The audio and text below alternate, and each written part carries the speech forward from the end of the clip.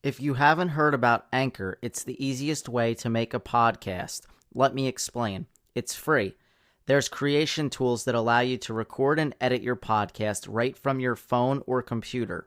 Anchor will distribute your podcast for you so it can be heard on Spotify, Apple Podcasts, and many more. You can make money from your podcast with no minimum listenership. It's everything you need to make a podcast in one place. Download the free Anchor app or go to anchor.fm to get started. Okay, Cam. Okay, Cam. I see you. I see you. I picture that Bill Belichick is smiling, maybe even giggling someplace. Cam Newton now in Foxborough. Oh, snap. What's going on, everybody? You're listening to This Week in Sports. I'm your host, as always, The Pody. It is Monday, June 29th, 2020. I had to check myself because I don't typically do episodes on Mondays, but I want to welcome in one of my co-hosts. I think I've had like 3 or 4 so far throughout the show's running.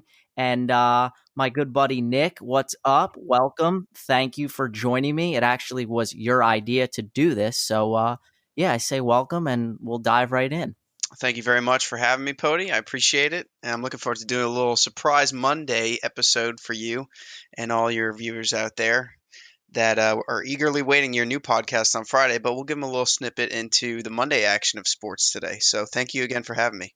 Yeah, no problem. We'll give them just a little taste of what's to come. It's appropriate considering the news that dropped yesterday afternoon.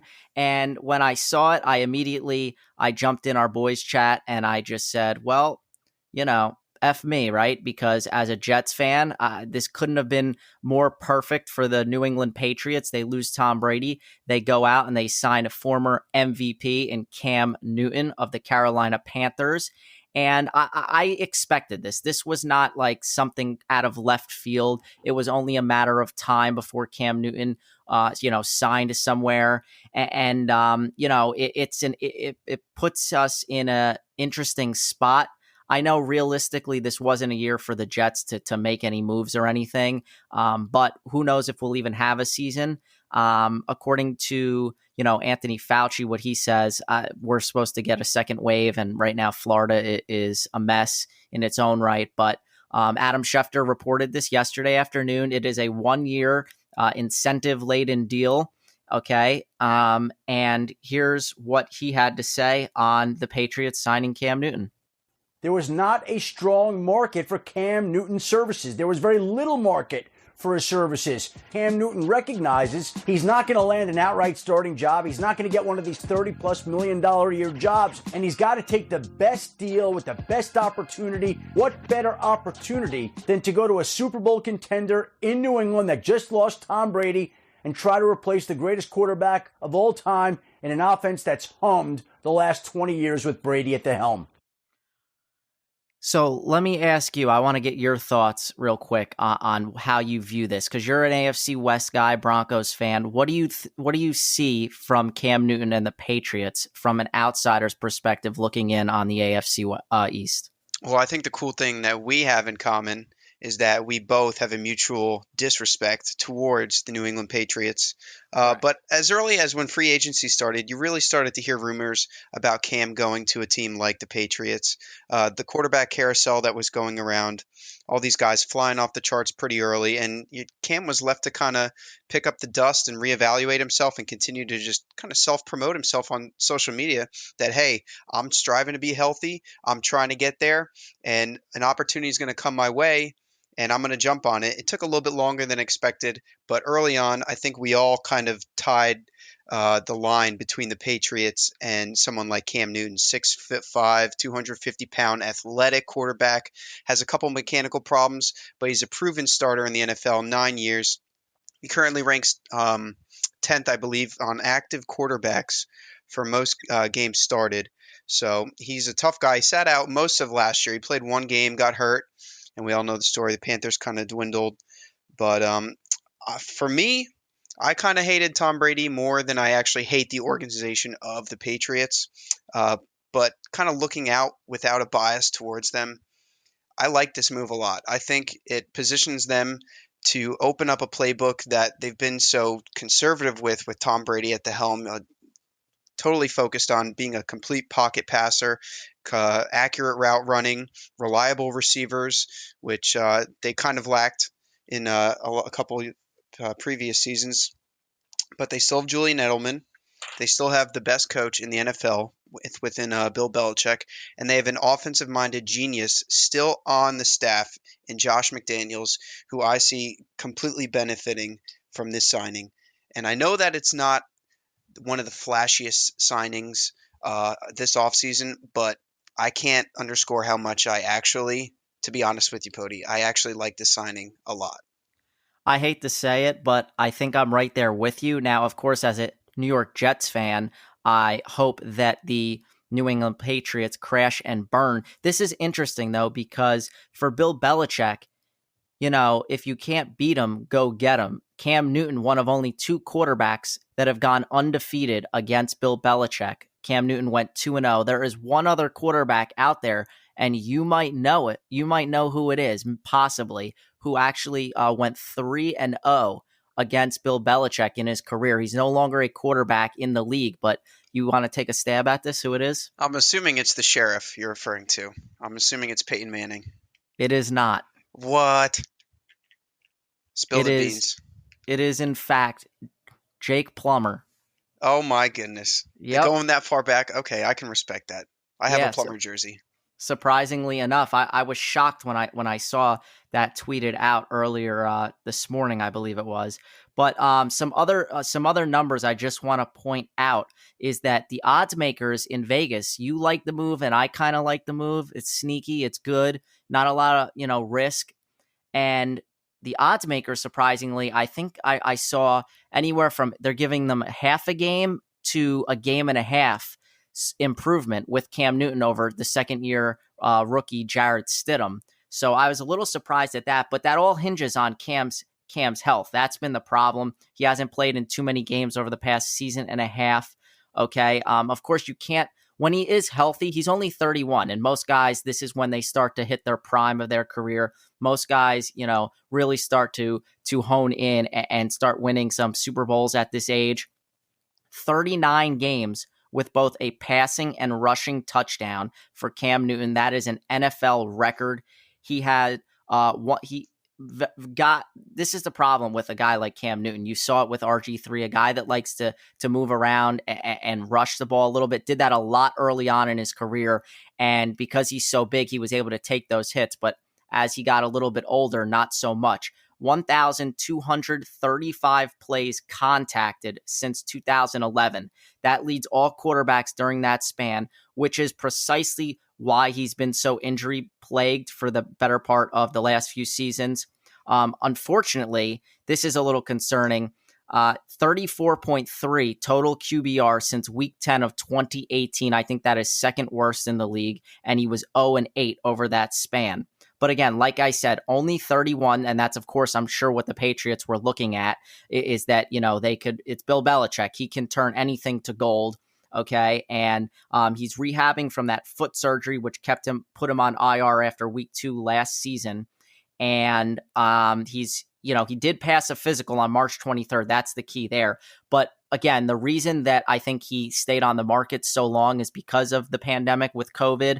Okay, he was not able to work out for any teams. And like I said, I'm not surprised by this signing. I think the Vegas had it go when Ron Rivera became the head coach of the Redskins. There was rumblings he might go there just because of that connection. But it was really it was the Redskins, it was the Patriots, and maybe the Chargers. Okay, so the fact that he goes to the Patriots, really not a surprise at all. But again, his injury history is a little bit concerning, and this is why I hate to say this, but I would love to see Jamal Adams still on the New York Jets. Well, he is right now, but everything going on with him, he tweets about this saying he salutes Belichick. It's like, bro, you're on the rival team, the New York Jets. You don't salute Bill Belichick for anything as long as you're a part of this team. But we all know that he's trying to get out. He wants to go to Dallas and whatnot, but he would be a perfect player to lock in on on Cam Newton and keep him contained in that pocket. But yeah, like you said, Josh McDaniels, he's a genius. He's going to find ways for this guy. And they're now back to being the front runners in the AFC East, in my opinion. It was maybe Buffalo. They were writing off the Patriots, but I think it's back to being the Patriots, not conference, but they have a chance there too. But it's definitely the Patriots division to lose yet again. So just another blow as a, lonely New York Jets fan over here. I think the AFC East just instantly regained an even level of playing field and a complete toss-up for who is going to come out of that division. Real quick before I get to my Jamal Adams point, I just want to bring up this about Cam.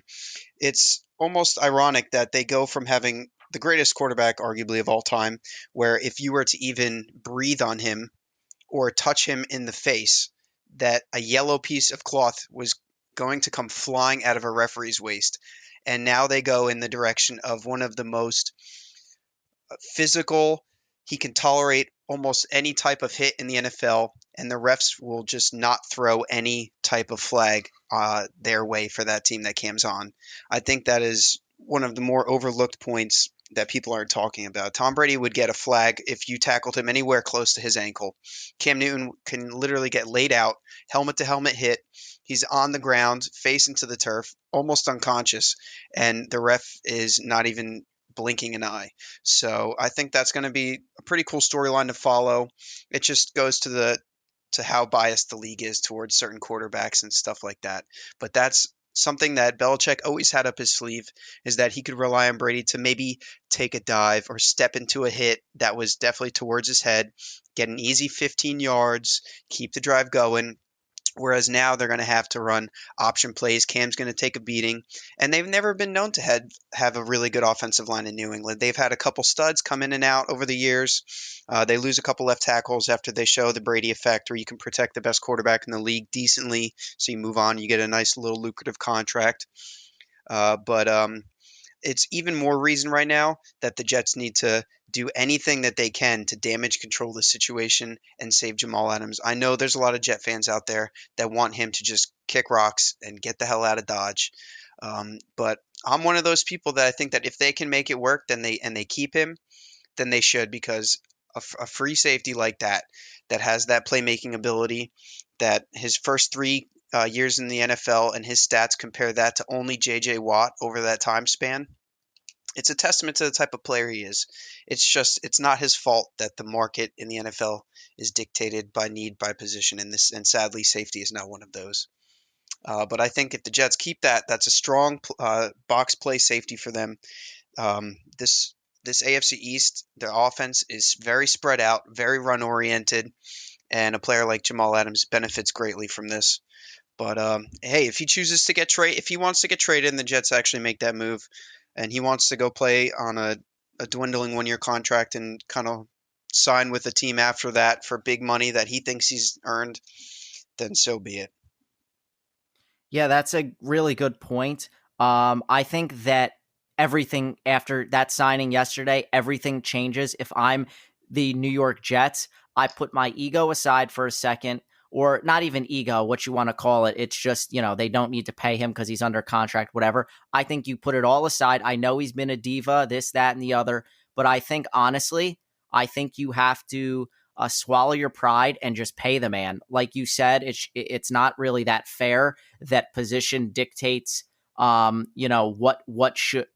you're getting paid, and safety really isn't one of those, positions where you're supposed to get too much money. But I really don't care at this point. I think you do whatever you can to sign him, because this Patriots team is going to be a problem, and it's not going to be good. I also think that, for last quick point on this team, on this Patriots signing, is that I think you saw a little bit of a sample size with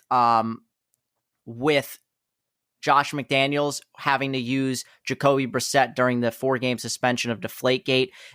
I think he started 2 games after Jimmy G got hurt. And one of those games, they had about 8 designed runs that he took for 48 yards. If they could keep it in that area with Cam and he could make smart decisions, the key that you brought up, though, too, was that offensive line. The Jets have a terrible O-line, but last year was one of the worst O-line performances I saw from the New England Patriots. So this whole point is going to be moot if the Pats can't form a solid offensive line. So that's what I'm looking forward to seeing most of all. I think the Pats definitely are in a good position right now to almost mimic what the Baltimore Ravens and their rivals in the AFC did this past season. A very run-oriented offense, a very pass-run option, heavy offense. I don't think they're going to allow Cam to be Cam as much as he was in Carolina. Yeah, I don't think so. I think they want to polish a couple things up on him, and I think they want to keep him healthy for the season. I think right now, if you were to say the season starting tomorrow, Cam's going to be the starter in New England.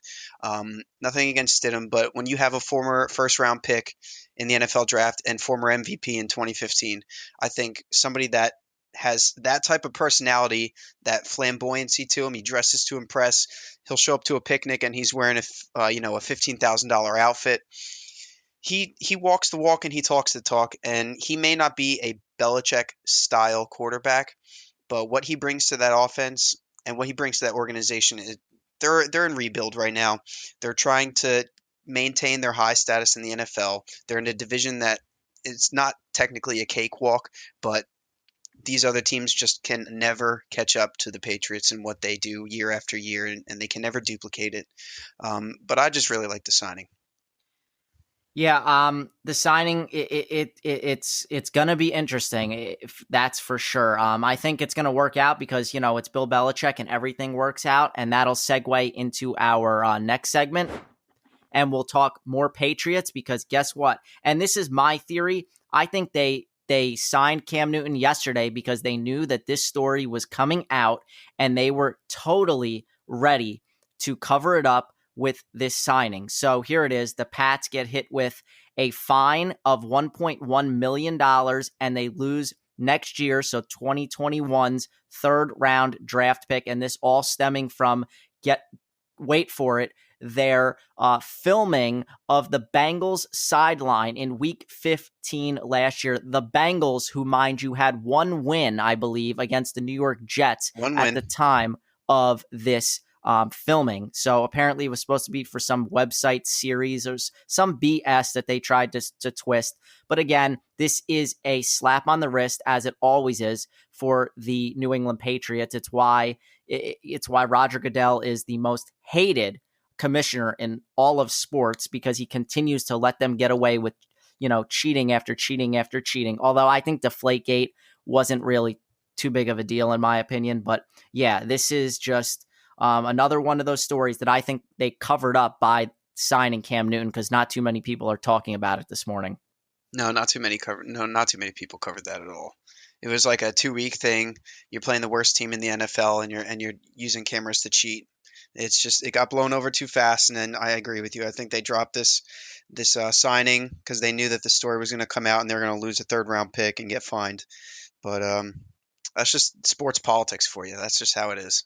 Yeah, that's so true. It's kind of like what we saw a little bit with the Yankees about maybe at the beginning of the month, with this whole notion that they were part of this cheating scandal, and then this judge ordered this letter to be opened, and we really didn't hear much from it after that. So the teams that bring in the most revenue and are good for the sport, the commissioner is going to try, to push that stuff under the rug so it doesn't get leaked to the public eye.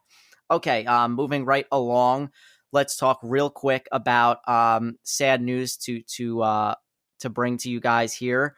Longtime coach Joe Bugle has died at the age of 80. He coached in the league for 32 years, most notably with the Redskins as their offensive coordinator and offensive line coach during the Joe Gibbs Super Bowl era. He's best known as the architect of the Hogs offensive line of Redskin glory days, and is regarded as one of the best offensive line coaches of all time. I think he had a couple stints coaching head head coach of the Cardinals and maybe the Raiders, and then he came back in the late 80s to the Redskins. So yeah, 80 years old, and yeah, Redskins fans, they know him, they love him, and yeah, lost a good one.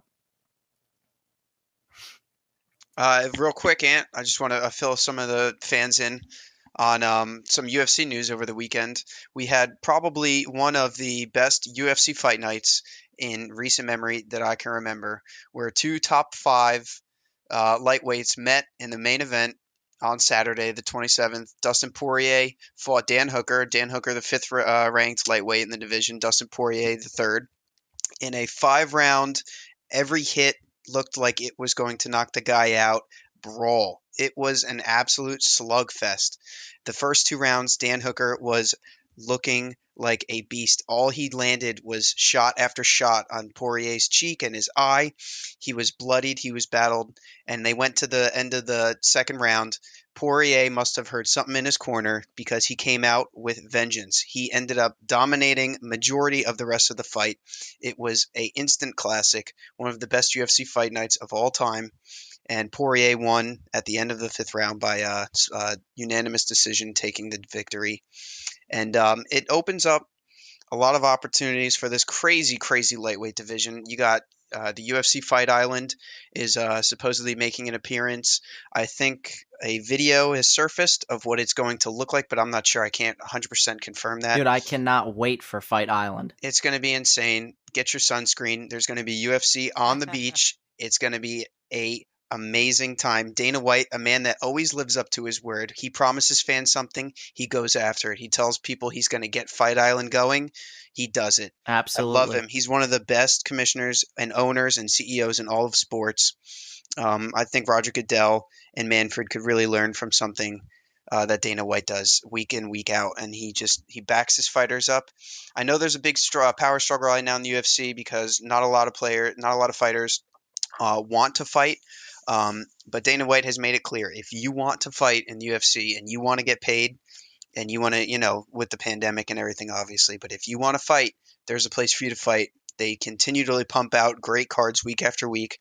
A lot of people are giving him crap in the beginning because they were saying that these cards aren't that good. These fighters are no names, and they just continue to exceed expectations and perform.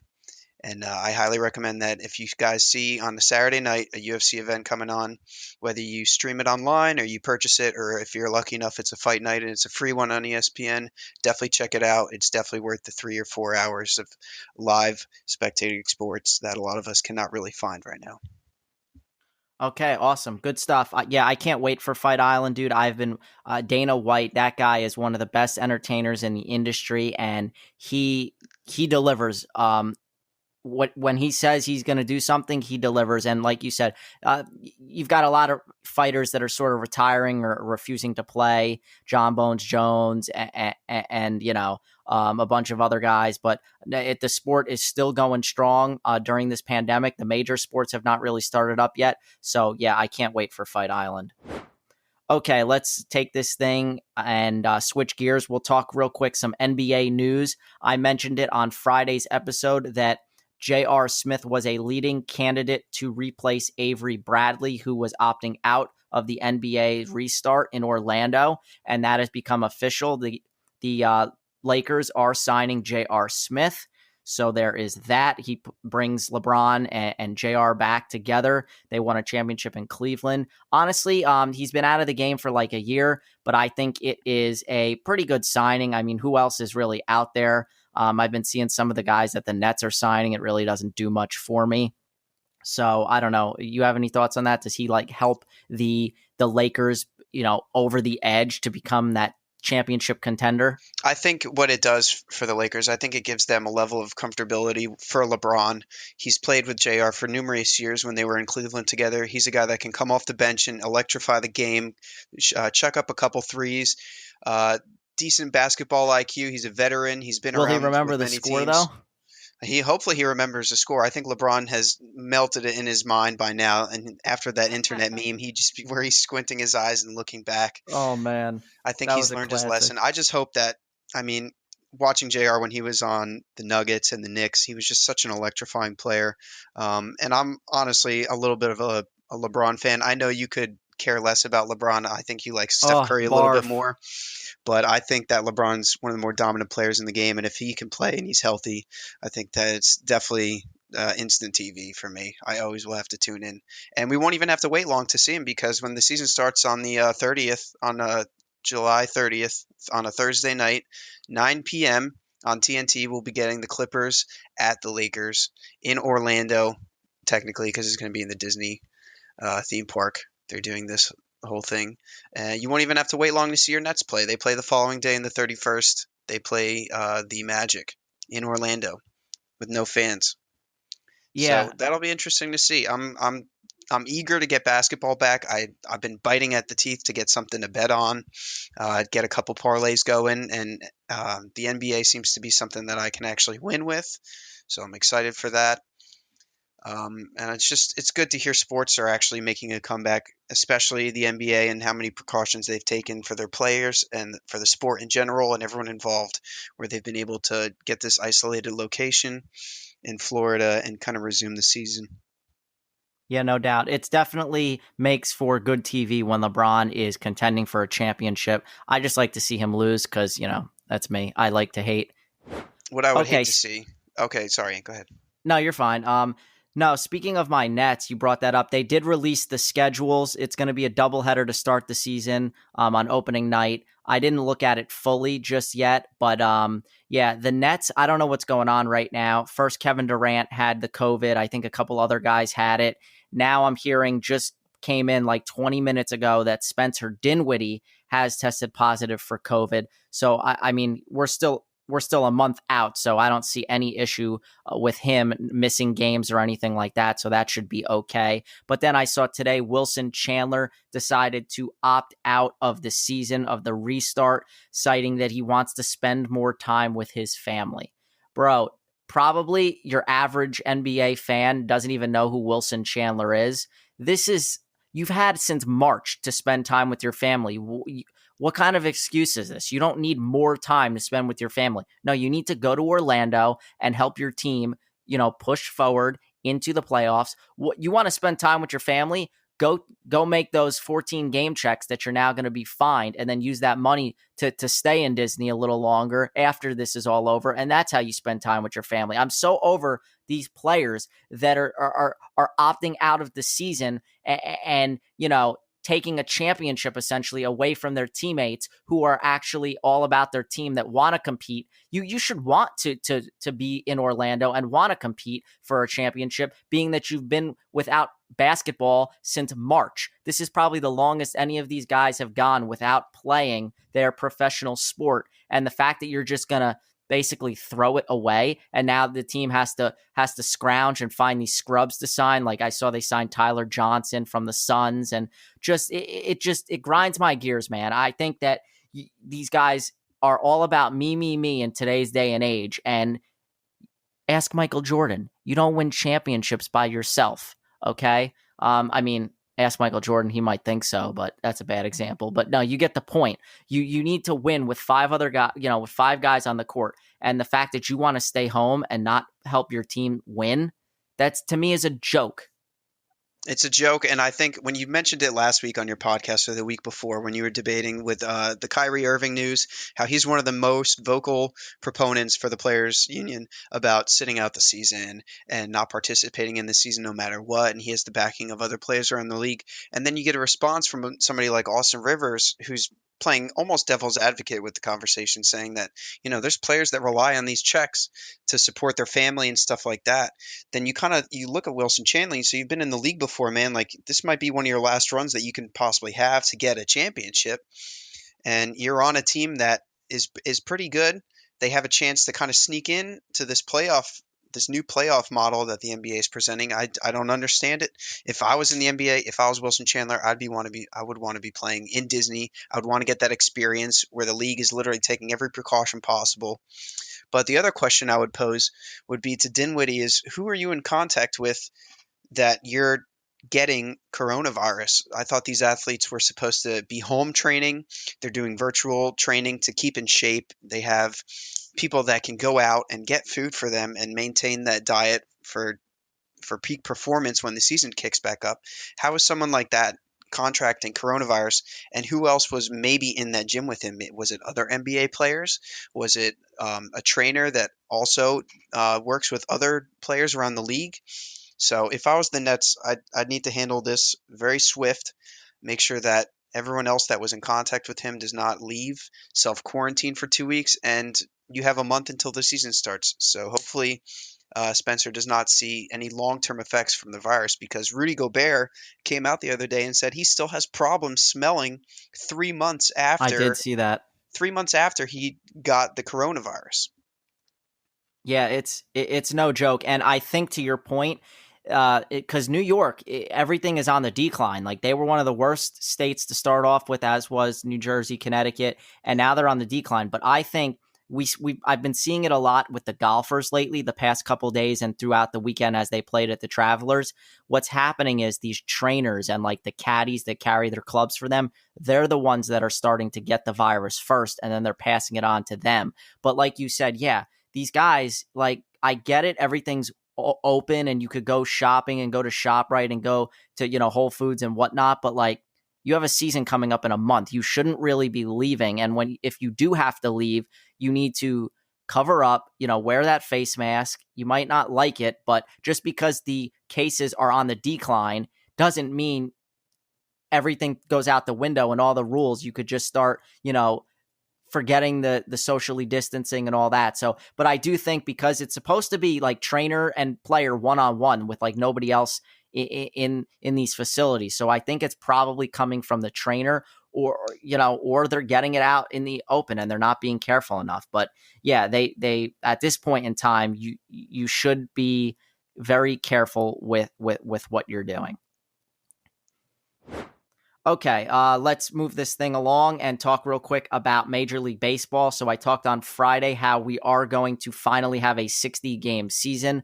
Well, they officially released I don't know if they released the full schedule, but they definitely released who's playing opening day, and it is a great matchup between your World Series champion Nationals hosting my New York Yankees in DC. It's going to be a classic. If everything sets up right, barring any injuries or anything like that, you're going to have one of the best pitchers in the National League, arguably pitched out of his mind to help the Nats win a World Series. Max Scherzer versus Garrett Cole, the highest paid pitcher of all time, making his debut for the New York Yankees. I can't wait. The Nationals are a shell of what they were when they won a World Series. They're without Anthony Rendon. They've had a lot of changes. It just came out this morning, I think earlier today, that Ryan Zimmerman is going to forego the season, as well as Joe Ross, relief pitcher for the Nationals, and also Mike Leake of the Diamondbacks opting out. So a lot of guys, you don't really know their names that well. Mike Leake been around for a while, but really just an okay type of pitcher. Zimmerman, of course, just won a World Series, but he's at the tail end of his career. That's what I don't get. You're at the very end of your career. It's like, why would you at this point in time forego and decide you're gonna opt out? And I think they cited personal and family safety. It seems to be this cliched response. It's like, dude, there's never going to be a 60-game, a shortened season like this ever again, probably through a pandemic. Why not become a part of history and at least go and play? Because for the baseball players, it's not like these NBA players where they're going to be quarantined in a bubble. The baseball players are, in fact, going to be playing and traveling from stadium to stadium. So I don't see the problem with this and why you need to spend more time with your family or be away from the team. So I think guys that are doing this are not only selfish, but I think at the back of their mind, they actually don't believe that they're going to win and that it's not worth taking a chance, through this season. That's the only explanation I could come up with in my head to rationalize why you would not want to play. I think a lot of these guys, they are so reliant on some of the salaries that they're making, and as soon as this cut is happening, where they're saying you're not going to be making as much, the season isn't officially tarnished and ruined, but you're taking a risk to play, and we want the season to continue. The fans wholeheartedly, over like 80%, supported a season with 60 or more games, so the fans want to see it. They've been dying to see the sport for the last 2 months. Nobody wants to wait any longer for the season to start up. So, and they have very low tolerance for some of these players that are coming out saying that they don't want to work, and they don't want to play this year. They're saying, okay, screw you, then take the year off. We don't care. We just want to watch baseball. We want to watch the sport that we love, and hopefully it works out. And I think it will. I'm excited for the season to start up. I've been wearing my Yankee hat all the time when I go outside and walk my dog around. I cannot wait. Yeah, I can't wait either. And like you alluded to earlier, I cannot wait just to bet on sports again. It's been so long. I don't even know what it feels like anymore. But anyway, we'll get back to, I have some baseball trivia for you at the end of this episode. We'll get to that in a second. Okay. But I just want to mention real quick the Travelers Championship PGA Tour event. I think this just took place in Connecticut, not too far from ESPN Studios, but you had Dustin Johnson holding on to win by one stroke. On Sunday, he went into Sunday down 1 or 2, and he ended up holding on. He had a 3-stroke lead. He kind of choked it away, and then on 18, he hit an absolute bomb, 351-yard drive, and it was over from there. So for Dustin Johnson, it's his 21st career PGA Tour win. Only Tiger Woods has more over the last 15 seasons. He also has 13 straight seasons with a victory, which is the 6th longest streak in PGA Tour history. That is just, it's unbelievable. I mean, I know DJ is a big dude and he could hit the ball a ton, but he's been in the news in recent years. There was some sort of like cocaine thing maybe with him, but of course he married Wayne Gretzky's daughter. He's one of the most well-known guys on the tour. So yeah, he went to Coastal Carolina. I root for DJ. I like to see somebody like that win. But yeah, that's just some amazing stats that if you don't really pay attention or look closely enough, you wouldn't even know it. But yeah, and then in other news, I just mentioned this to you right before we started. The number 1 high school basketball recruit in the class of 2022. If you're familiar with high school hoops, you know the name Emily Bates. He announced that he will be attending Michigan State. So that spells trouble for Rutgers, although they've started to turn things around there. So yeah, I mean, it's still a couple years away, but yeah, Michigan State, they're like Duke. They're a powerhouse, and yeah, he's going to be probably a one and done and straight to the NBA. So, all right. Last but not least, I wanted to bring up I always end the show, on this date in sports, and it's no different today. I do have something, so I'm going to test your knowledge, your baseball knowledge right here. I know it's not your strong suit, but June 29th, 2004, Randy Johnson of the Diamondbacks became the 4th pitcher to record 4,000 strikeouts when he struck out Padres' Jeff Cirillo.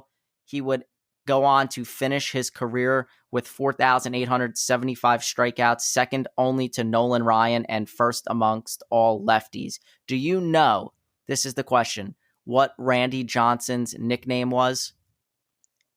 I think it's the big unit. I'm not sure, but I've seen the video of him throwing a pitch and just destroying a bird mid-flight down. That is correct. Yeah.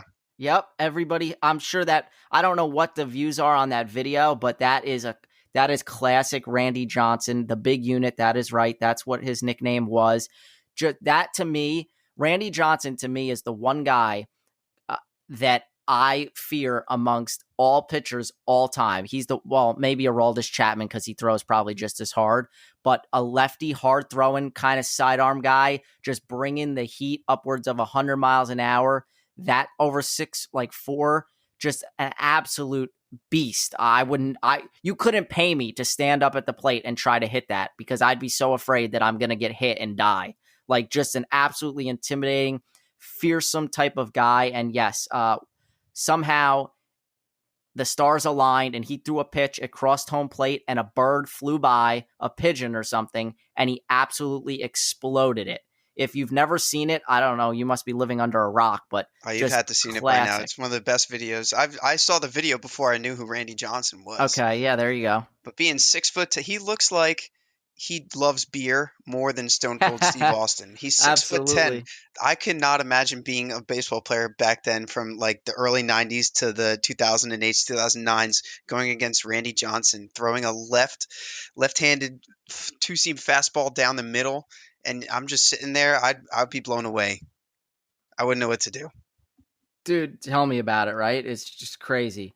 I think that's going to wrap this thing up unless you have any other quick pointers you want to throw in there or anything Oh no, we we can end missed. it there. That was a good episode. All right, great. Well, we're going to try to make this maybe a little weekly thing on Mondays here to recap the weekend. We'll see how things go, but I had some fun with this and I'm sure you did as well. It's fun when I can add somebody else's perspective and get somebody else on here to do this with me, because producing it and doing all this jazz by myself, it takes a toll on me. It's a lot. Yeah, I like the format. I like the way that we were able to just talk about it. Maybe do shows on Mondays from now going forward whenever you want me. I appreciate you having me as a guest today, Pody, and I hope everybody has a great rest of their week. I hope they enjoyed their weekend. Remember to wear your mask, stay safe wherever you are in this country or the world, and God bless. Thank you very much.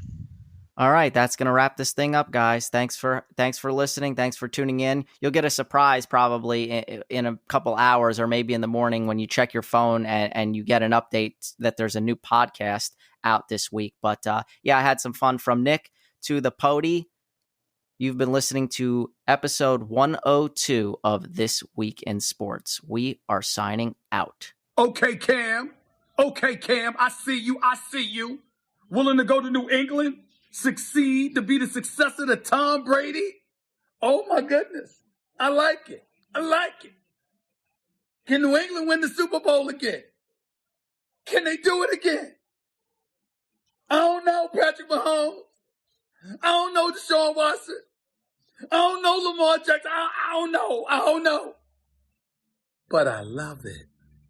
Ooh.